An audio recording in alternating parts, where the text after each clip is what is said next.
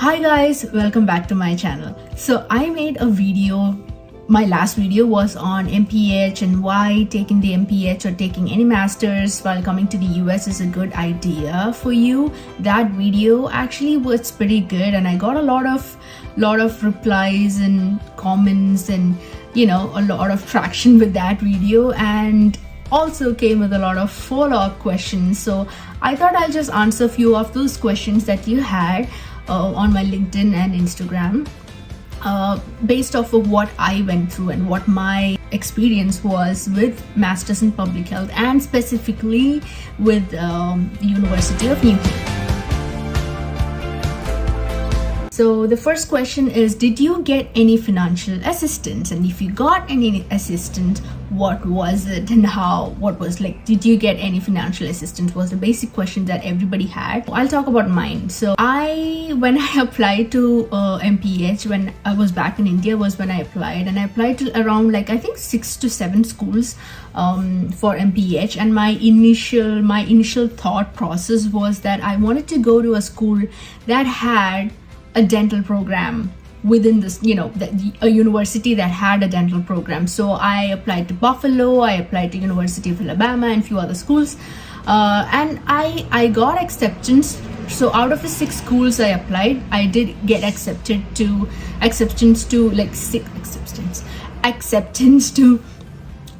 5 schools.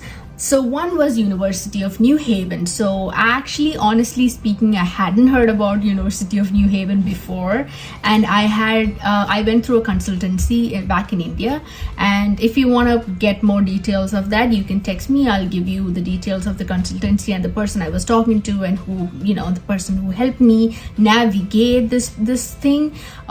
So she was the one who suggested University of New Haven to me. I'm like, University of New Haven, where is it and all that? And then I went into their website and I did some research and I got to know that it was in Connecticut and all that. And I was like, okay, pretty good school, not bad. But the problem was that it did not have a dental program. So University of New Haven doesn't have a dental program.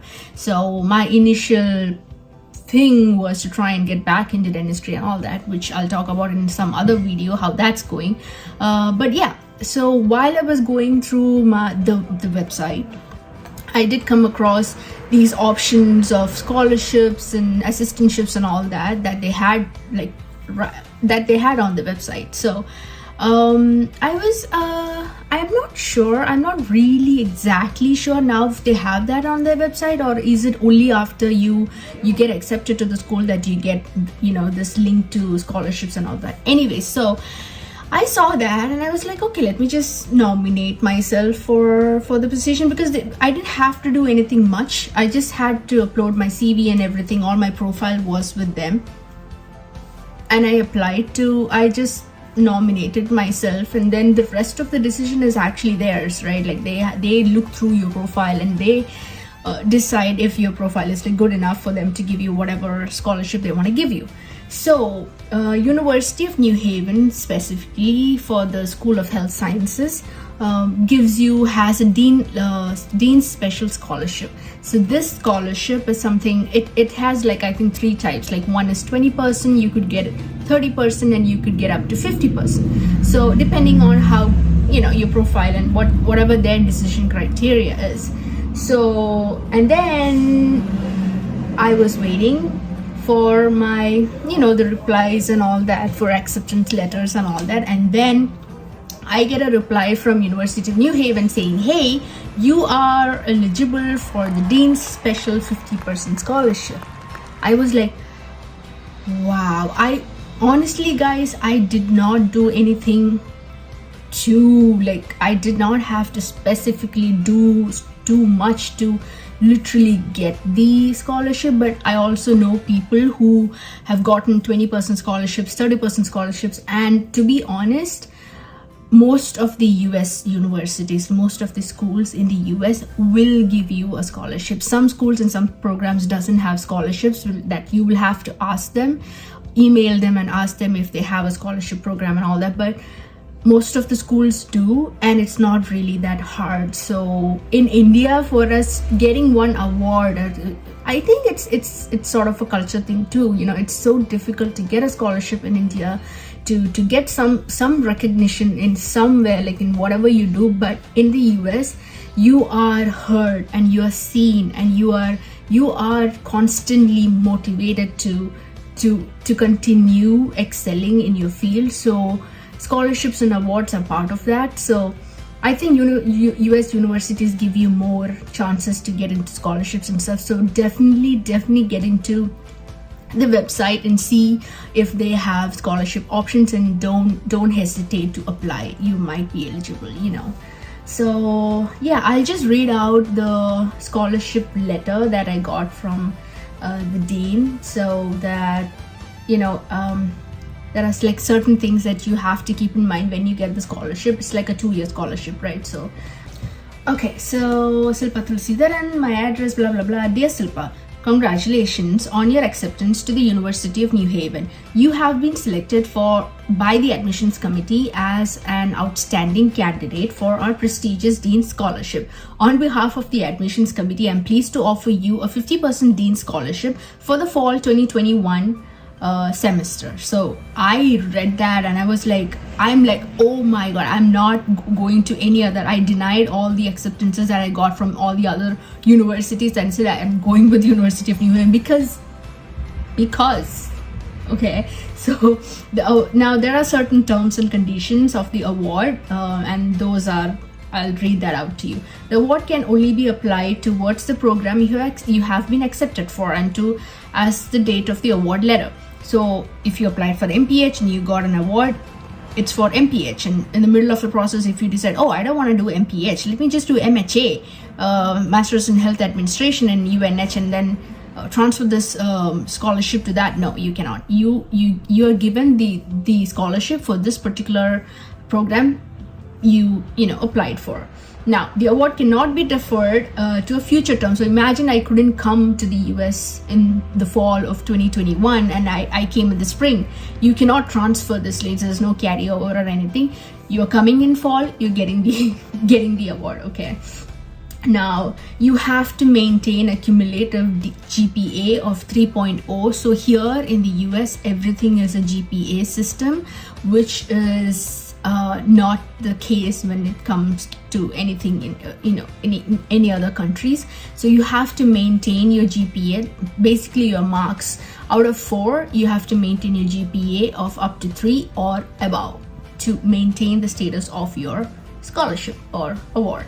Then you would have to fill out the form, the Dean's Special Scholarship Acknowledgement form, to say that you accept the award or the scholarship. And if you don't do that, they'll withdraw the offer, which is not good. So do that once you get it. So this is a merit-based scholarship, assistantship or discount program offered by university and cannot be used in conjunction with any other. So you cannot mix all these. Like if you get a grant from somewhere, or I don't think you can mix. You can add and if you get, so there are assistantships and scholarships and other discount programs. So imagine you are eligible for a scholarship and then you got eligible for a discount. You cannot add all that. So what they would do is they will see which one gives you the maximum coverage and go with that one. You can only go with one. Okay, you cannot stack up all those rewards to, if you get accepted, like multiple things. So that's it. If you have any questions, blah blah blah, all that. And yeah, this was the scholarship letter that I got, and I was so happy to get this.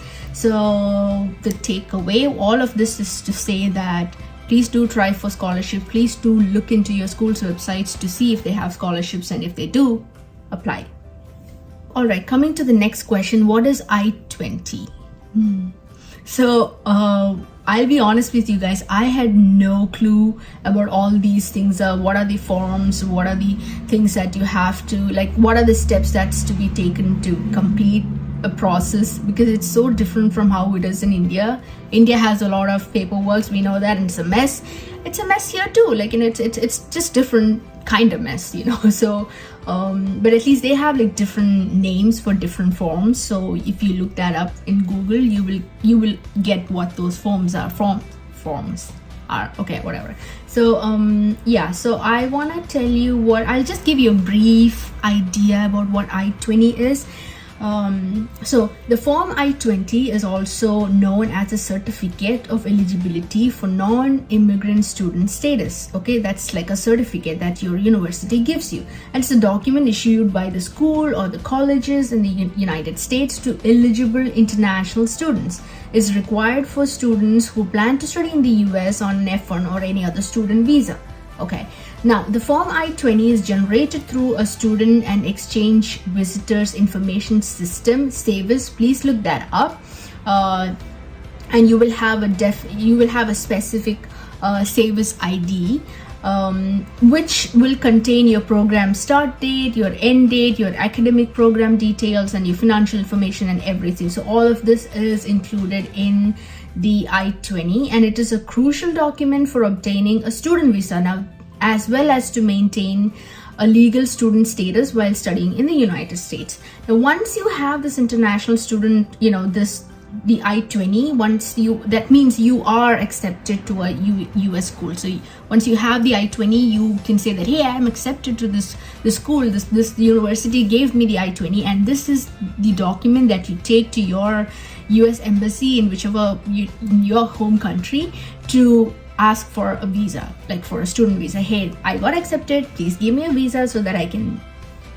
legally stay in the US. Okay, yeah, so that's the very core of what I-20 is. I-20 also contains information about the tuition fees and your expenses for the program for 2 years. For 2 years, no, I-20 I think has information for like 1 year. So whatever amount you have on I-20, I think you will have to multiply that with 2 to get your entire 2-year program if you are going for a 2-year program. So I-20s usually have, I think so, please look that up because this is what my understanding is. So I-20s usually have the expenses, living expense, your tuition fees, your other expenses, your health insurance fee, and everything for 1 year. Okay, so yeah, so that's it. I-20 and how to get in scholarships in the US. If you have any more questions, ask me. I got few more questions about what was the actual cost for my entire MPH program. I have to look that up, actually, honestly. I want to look that up. I'll take my I-20, I'll look that up, and I'll give you a range of how things are and how expensive it was for me. But again, because I got my 50% scholarship, that was like amazing, so yeah, don't miss a chance, because it's money is money, right? Like, you want to save it and you want to make the most out of it. So if you have more questions, please shoot a text, connect with me on LinkedIn or Instagram or YouTube, and you can ask me whatever questions you have, and I will try to answer them with the best of my ability. So all right, thank you guys. I'll see you in the next video.